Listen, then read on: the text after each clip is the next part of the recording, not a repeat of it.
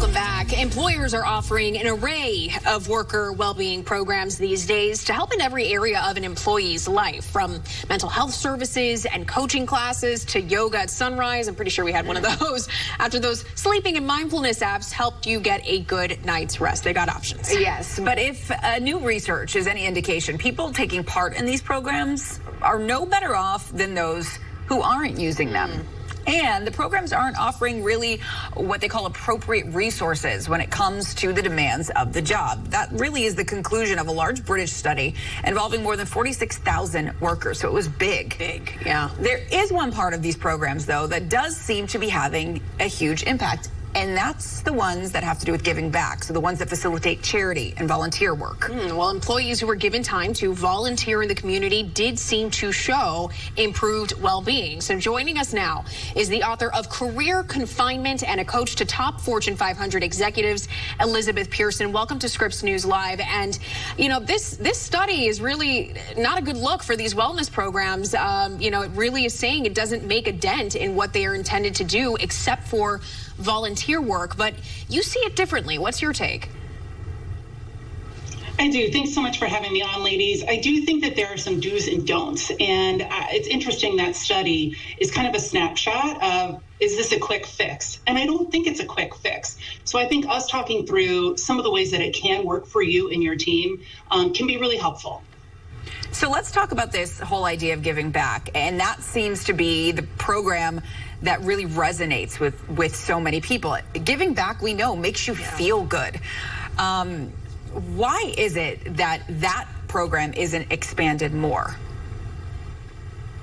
Because it takes time, and it actually takes people out of the office. So I think a lot of bosses are thinking, okay, well, we'll just give you a free meditation app, or we'll pay for your gym, and then everybody can just work the same amount of hours, versus coordinating a group volunteer event, which I think twice a year is plenty. That's kind of the sweet spot, because that takes people out of the office, and it really builds morale. This is an opportunity to connect with your coworkers that maybe just throughout the day you're seeing through a screen. So I think that's why volunteering has such a powerful impact. Well, okay, so that's volunteering. Let's put that to the side for a second, because we had all these other wellness programs, if you will, that we walked through, and you were talking about the do's and don'ts, how there need to be conversations around how these are facilitated. So I'm curious, how can these be managed to maybe be more effective, because they're investing in them? How do you get more bang for your buck from an employer perspective? And then, of course, the trickle effect to the employee to benefit from it.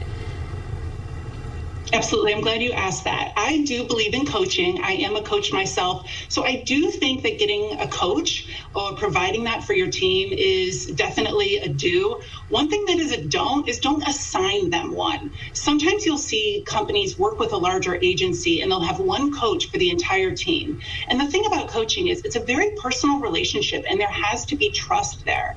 And if you're working with a coach who is also working with your boss, I don't think you're going to be totally honest. I don't think you're really going to get in what you're trying to create from that relationship. So I say don't assign coaching.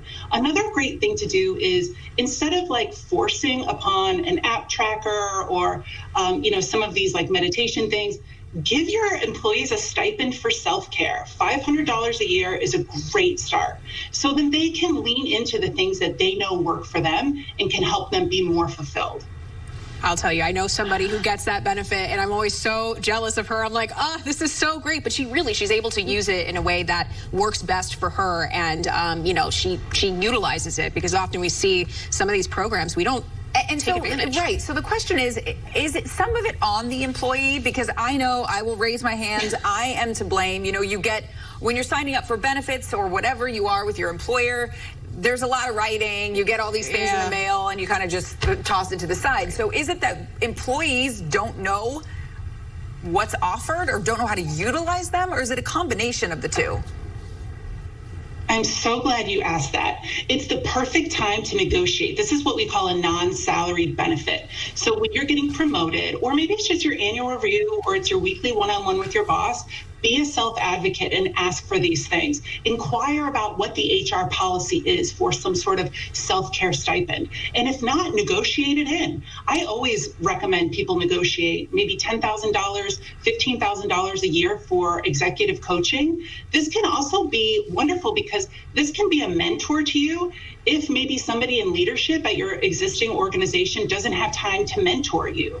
So I think really push back, like do your research, come with some data points and say, this is how much it's going to cost for me to do, some sort of like professional mentorship. This is what this online course is going to cost. So I think that we absolutely have to take radical accountability here, ladies. We have to be an advocate for ourselves because HR doesn't really know. They're trying to find their way through what they think is going to work best. So it's so much better if you can come and say, this is specifically what I need. And that usually comes from a different discretionary budget than, say, a salary. Oh, interesting.